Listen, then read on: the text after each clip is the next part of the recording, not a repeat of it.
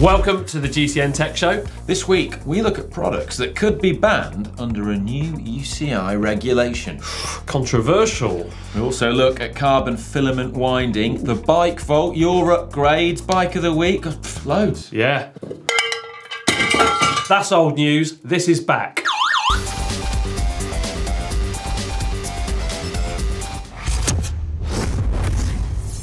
According to a revised UCI equipment regulation, 1.3.006 to be precise, there's going to be a shake-up of the equipment that's allowed in races for 2019. We love a shake-up, don't we? We do, yeah. So let's actually outline the brief story so far then, without actually reading the UCI regs, because they're, well, a little bit boring, to be perfectly honest. Anyway, the brief outline then, like I say, is that all equipment or bikes and accessories being used in competition must be commercially available. However, this isn't necessarily the case because, well, bikes and equipment or bikes and accessories isn't everything, is it? It's not equipment per se. So it wasn't that heavily monitored in the past, was it? Because we used to see a few items being used which, well, we thought were a little bit hard to get hold of. Yeah, but it appears that the UCI is now employing a new resident geek to check on this. Oh, you didn't tell me I had a new job, Oliver. Thank you very much. Well, the new resident geek is going to be tasked with monitoring all the bikes and equipment that are used by riders. And the key thing here is that they need to be available to purchase 12 months after they've first been used in competition. Oh, and this one's interesting too, because the equipment must be publicly advertised with pricing and delivered within 120 days of placing your orders. I can see that being a massive headache for plenty of brands out there. Well, yeah, and I think, well, this is something that seems a bit muddy. It's not exactly clear because we've seen a lot of equipment in the past that hasn't really been commercially available. So you've emailed the UCI for clarification on this, haven't you? I have, yeah, and I don't like having to do this sort of thing really because it's a little bit awkward because, well, I don't know, I'm not going to be buying this stuff specifically, but we're doing it just for you. So anyway, I asked, does this new regulation apply purely for new equipment from 2019 onwards, or does it also apply to equipment which we've seen being used in the past? So the specific one which pops to the front of my mind is the UK Sport Institute track bike of the Great Britain cycling team. Always controversial. Yeah. Plenty of other nations have always said that the equipment they're using isn't fair and such like, you know, they had rounder wheels at one point. I remember that story. However, as of yet, I don't have a reply from the UCI. Oh.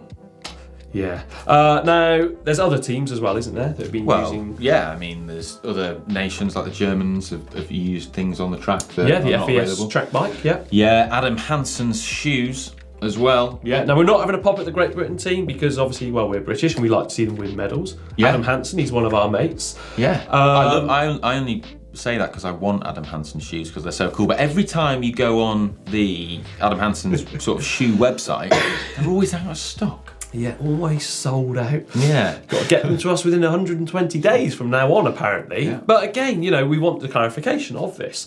And also there's other things, isn't there? There's like chain sets you see being used on the track. It's always track cyclists who seem to go that to the nth degree, isn't it? Just that little bit further. Yeah. Marginal gains. A lot of skin suits as well. But the interesting thing here is we want to know, do we even need a ruling on this? I mean, do we need to be able to buy these bits? Do they need to be commercially available? Do you actually want to be able to buy these things? You know, let us know in the comments how you feel about this, because it's almost like the care in racing that we discussed a couple of weeks ago, isn't it? You know, that whole level playing field, that's essentially what it is now, because what you can use is what the customers can buy too, and also your competitors and such like, as opposed to having something custom made, you know, in a special factory somewhere using space age technologies.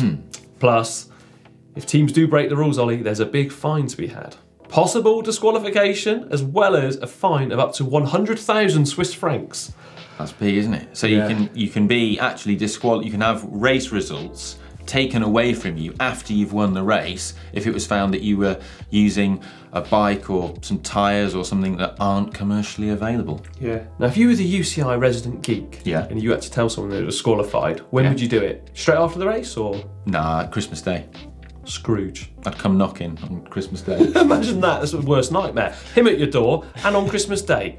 Anyway, let us know what you think about it down there in the comments. Last week we spoke about graphene and its potential applications in cycling. And we asked you, is it all just hype or will it have actual useful applications? And here are some of your comments. Yeah, you got well and truly stuck in as ever, and we absolutely love that, don't we? Now, Sandro Chiavaro says, GCN Tech, does Ollie's hair gel have graphene in it on this episode?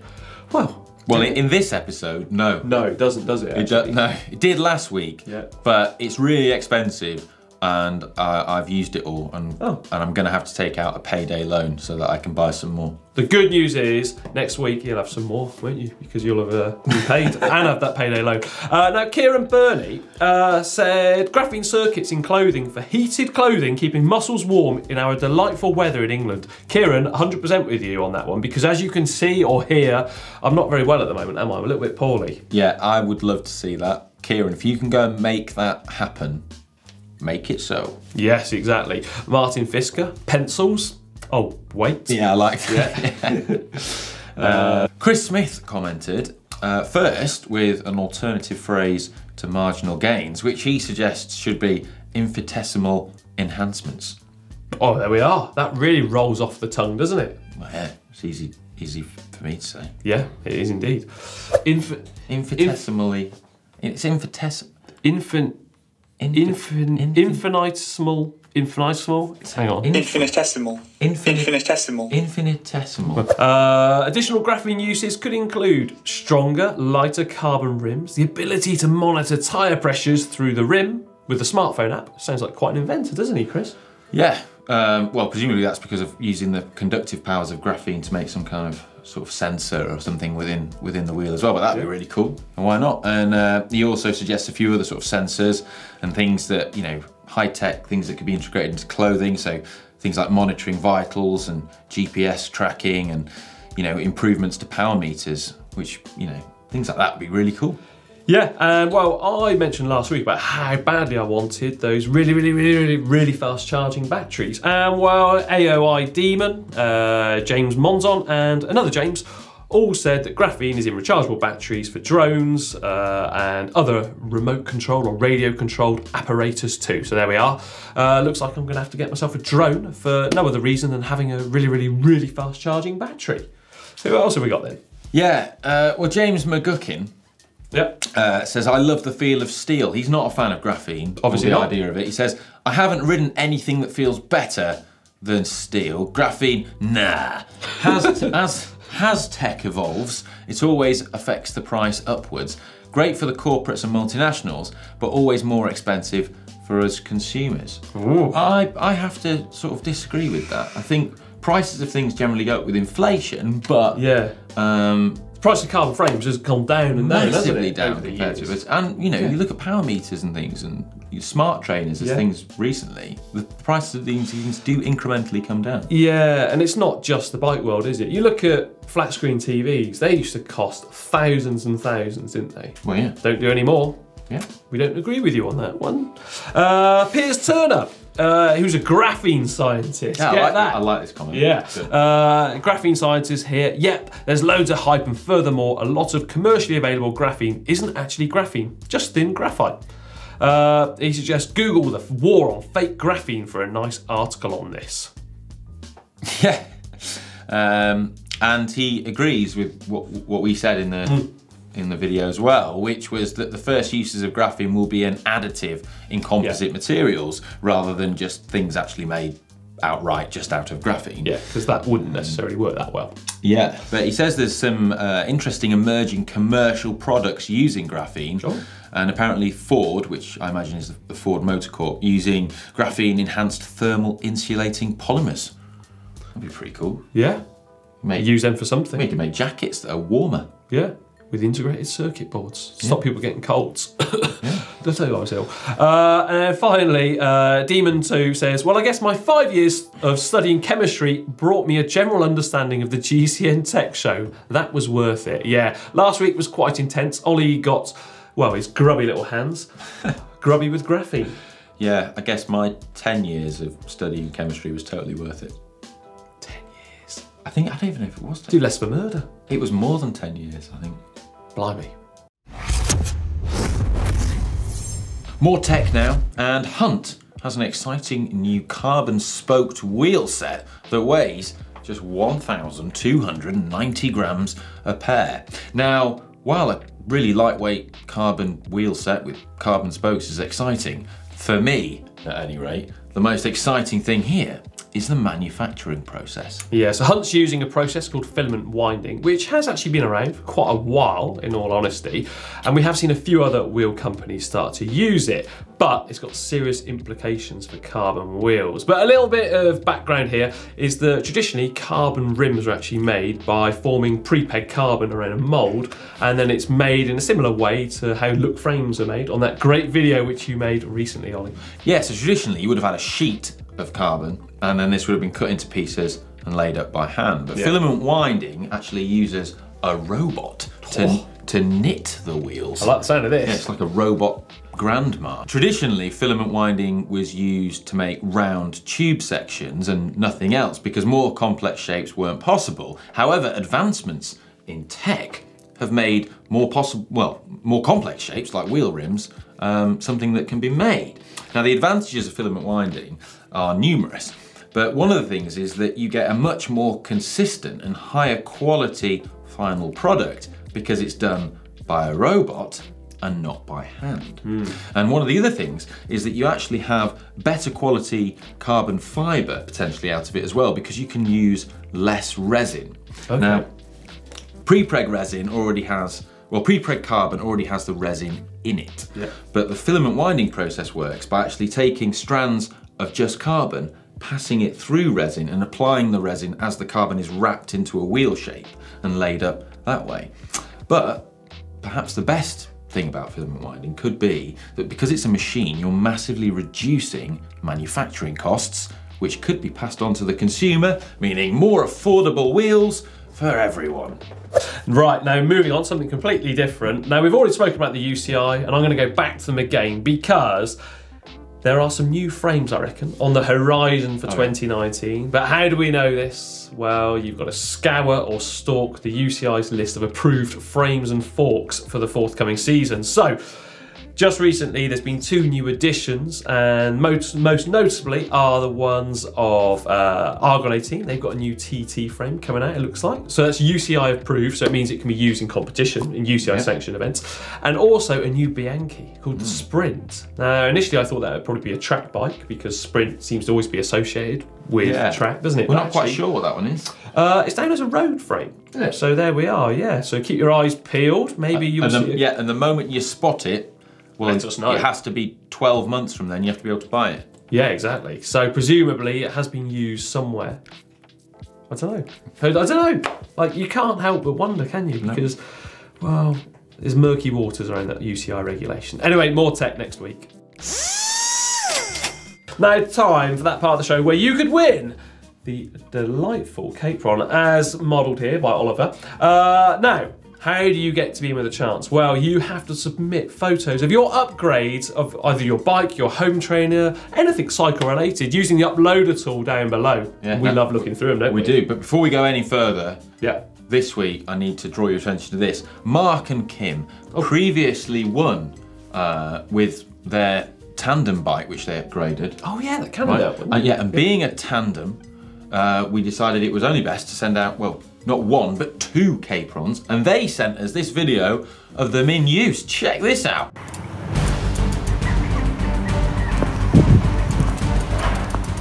Oh, blimey, I reckon they probably go out and set time trial course records ablaze. Yeah, and nationwide. Fight bike-related crime as well. As you would do, really, wouldn't you, on a tandem? Well, I've been using mine for cooking. I've noticed, yeah. What have you been cooking recently? Soufflés. A storm.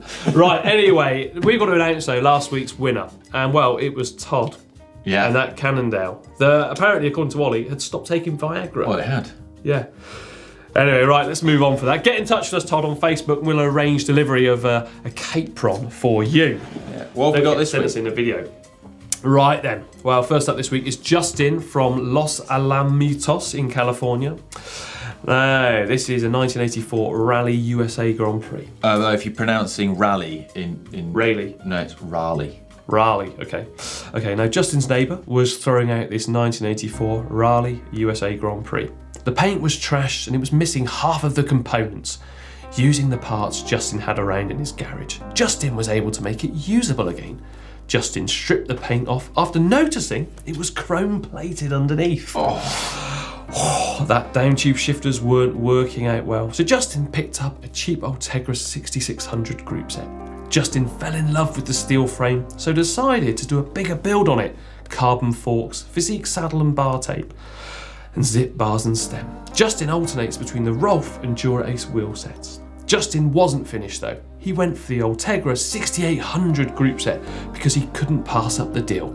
The only thing that is original to the bike is the frame and seat post. Big, big, big transformation there. Wow. Yeah, look at it. Wowzers. It looked a right old heap before, didn't it? Wow. Well, it literally was. It was a heap of bits in a shed. Yeah. But anyway, that's an incredible transformation. Yeah. And who's Justin up against then, mate? Well, Justin is up against Joseph from Maryland in the USA. How would you say that if you're from Maryland in the USA? Maryland. Okay, there we are. Good. Just for clarification purposes, obviously. I don't actually know. I'm not sure of the Maryland accent. No. Let us know in the comments down below. Yeah. So Joseph bought a brand new specialised Langster from his local bike shop a few years ago. Now, it's fairly hilly around where Joseph lives, and he made it a single speed with brakes. It was the cheaper model because Joseph wasn't sure he was going to be like riding it downhill. And Justin fell in love with the change of riding style, and piece by piece, Justin upgraded every single part down to the water bottle cage bolts. Blimey. Justin has just got it back from the painter, and he totally forgot to take a before photo, but the pic from the catalogue should suffice. We'll accept it on this occasion. We will on this one occasion, but normally we don't really like catalogue images, do we? Because, well, you could be telling us a porky pie, also known as a lie. Not saying you are, though. Yeah, we believe you, Justin. Yeah. But my Tommy gun don't. It's getting near Christmas. So right, okay. Anyway, right, so there's the before, that red one, the old Specialized Lancer. A very popular bike back in the day, wasn't it, that? Yeah. That is. You see a lot of those. And look at it now for that American gas fueling station. Do you know what, right? Last week, in the Bike Vault, we had a pink bike, and I said I didn't like pink bikes, but I like that one. I'm completely contradicting myself. Yeah. That looks wicked. Do you remember Zednik Stibar's pink bike? Yes. Bike? Yeah. That was beautiful, nice, wasn't it? Which one are you going for? Justin, because I really just like the before and after of that. Because I just believe him. Well, I'm going for Joe. Look at the dog as well, behind the back wheel. At first I thought it was a bit of photoshopping, but it's not, it's just a ledge, isn't it, that it's on. Yeah, anyway, let us know. Who's it going to be? Is it going to be Justin? Is it going to be Joseph? Vote up there. Next week we will reveal the results, won't we? We'll have two more battling it out. Bike of the week. Bike of the week time. Bike of the week time now. And last week we had the 4.28 kilogram heavily modified customized carb Cannondale from Stephen Rose versus the $40,000 Piedemonte. Who was the winner? Overwhelmingly 86% Stephen Rose's custom Cannondale. Yeah, I'm not really surprised on that. That Piedemonte did take a bit of flack, didn't it, for $40,000? Yeah, if I prefer Stephen's bike, I think that Cannondale was wicked. Some of the really cool ideas on there that he's done as well. Yeah, nice looking bike. Now, this week then is between a couple of cyclocross bikes from the Coxswain World Cup cyclocross event at the weekend. First up is the Trek Boon of Katie Compton. Lovely looking bike, that I do like it. A little bit of customisation here and there. Yeah. It's up against the Colnago Prestige of Lawrence Swake, which is nice too, isn't it? You don't see many Colnago cross bikes really. I think they only make one, in fact. Yeah, you don't. Which one do you like? I like the Trek. I actually quite like the Colnago, but I'd probably go for the Trek, to be honest. But anyway, it's not about us, is it? Vote up there. Lawrence or Katie, the Trek or the Colnago? You decide, vote up there. Next week, we will reveal the results and have 2 more head to head. They'll go to battle. Give me some of that. Yes! This is back. What's that? This is the alarm. Try it. The alarm? Try it. Press that little red button. Go on. Don't be shy. Yeah. Whoa, stop. That's what people get if they get super nice. Come on. Right, okay, right. First up, Andrew from Stratford-upon-Avon in the UK. This is Andrew's Willia GTR Gran Turismo. Sounds like a computer game. It's got R8000 Ultegra. FSA handlebars. Zentis Squad 5.8 carbon wheels with DT Swiss hubs. Conti GP4000 S2 tyres. What do you reckon about that bad boy then? Well, I think that's a very, very cleverly composed photo. The way he's integrated that statue to sort of admire and present his bike is ingenious. I'm almost tempted to give him a super nice just for that. There we are. A bit of artistic flair coming out from Andrew in Stratford-upon-Avon there. But it is a nice bike. I like the gold on the white frame. It's a nice GTR. He's got it all lined up perfectly. As well, he's valves, gone. The gear, the valve, the cranks. I mean, it's textbook. No stem. You know, no steerer above the stem. Yeah. I mean, he's ticking the boxes. It's very nice. But I mean, that's a. He's pulled it out of the box, and it's a super nice. Go on, do it. Right, stop. Right, okay. Who's up next then? We've got Daniel from Hong Kong. Oh, nice place. I've never been actually. Have you? No, I've not been to Hong Kong. Daniel, right. A custom finished raw, in brackets naked, Toyo frame, Road S, custom built with a bunch of exotic parts. So he's got a raw steel finish, which is very nice looking, isn't it?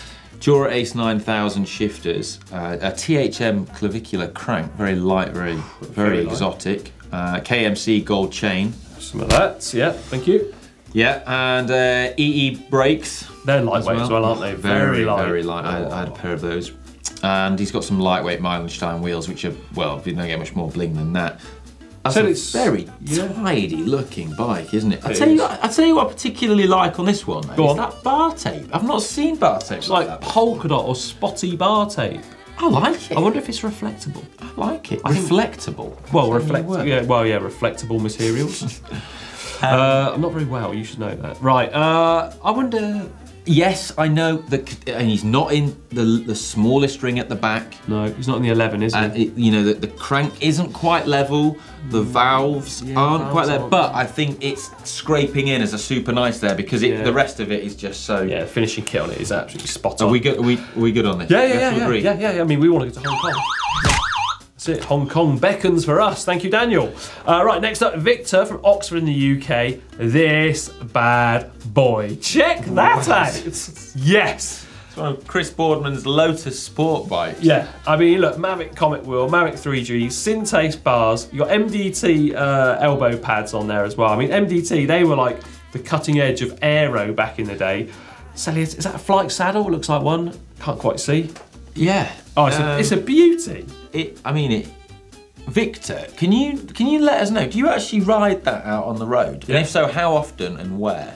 Yeah. Because that's incredible. Bring it in. I'd love to turn up to a time trial and see Victor, or it's a club ride and see Victor rolling around. In fact, Victor, just come in to the GCN Tech. Get in touch with us on Facebook, mate, or just drop us an email, something like that. We want to see that bike in the flesh, don't we? It's an absolute classic bike. Yeah. It's in good nick. I think for me that's super nice. It's one of the most iconic bikes ever. Yeah. Yeah. Go on, do it. Super nice. All day, every day. 24/7, y'all. Right, who's next? Tomaz from London. He's got a Columbus SLX frame on a Cinelli bottom bracket. Made to look like a Cinelli Super Corsa. Right, so not a genuine one, but it's just sort of, I see what he's done there. Yeah, he's got some Cinelli logos, red frame, chrome rear triangle. I think it looks really classy, doesn't it? Power forks, straight forks, like the old Colnago Star forks. I think they were power forks, power blades. Yeah, it's very Bora wheels. I think something's holding you back, Ollie. You're not jumping out here, are you? Well, the bike isn't jumping out. Do you know why? I think it's because normally on a steel frame, we don't see such aggressive position. That's pretty aggressive. It's quite slammed, isn't it? It's slammed, it looks low, whereas on steel bikes, we will see them a little bit more sort of even. It's a nice bike, but I think it's getting lost a bit on the background of the photo, which is making it difficult for me to see it.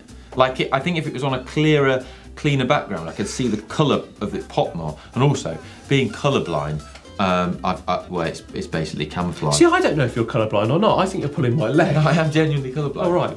It's I don't know, it's one of life's enduring mysteries. Right, okay, but you're going to give that a nice, aren't you? Yeah, and for me, I would like to have seen it a bit closer up, to be perfectly honest. It was just not quite close enough, but nice bike. Well, next we have Jan from Denmark. Whoa. Well, he's selling his daughter's city bike. Weighs 10.5 kilos, and it was made by Jan by hand, and it's wood. It's wooden, and it's hollow. That's beauty. It's intriguing. Yeah. I mean, Jan, you can come into the GCN Tech studio as well. It's amazing that he's made it by hand himself. Interesting handlebars, I must say, aren't they? They're like those trekking bars. Yeah. Yeah. What's it getting though? Nice or super nice? Because it's kind of, Jan he's thrown us a curveball, hasn't he? It's a curveball because it's not what we would normally put in there. But I think the fact that he's made it himself and it's wooden, and it's it's been bespokely done, and I think he's poured his heart and soul into it. It's got to be super nice. Yeah, super nice. There you go. Right, anyway, I hope you've enjoyed this special edition of the Bike Vault with the buzzer. It's back. First time you've seen it, actually, isn't it? It is. Yeah. Anyway, submit your images for your bike down there using the uploader tool. Get involved. There we are, nearly time for the end of the show. But don't worry, don't cry, because we've got loads more great content coming up for you. On Saturday, we've got GCN's World Tour of Bikes, which is kind of like a results show for the most successful bikes out there. Yeah, what is the most successful bike in the World Tour of 2018? Yeah, find out. I'm looking forward to find out. Find out on Saturday. On Sunday, you get to come inside one of the rarest bike shops in the world, which I checked out in Japan. Well, on Monday, we've got maintenance.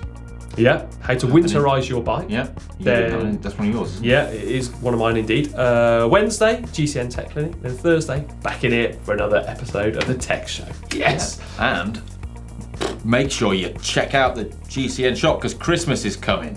It is, yeah. So there's loads of potential great things you could get on there as little Christmas presents. Yeah. We're going to buy me. I'm going to get you a mug, a GCN mug. Thanks, mate. Yeah. Cool. Right, anyway, for 2 more great videos, how about clicking down here? Where else should they click? On your snot. Oh, no. Snot.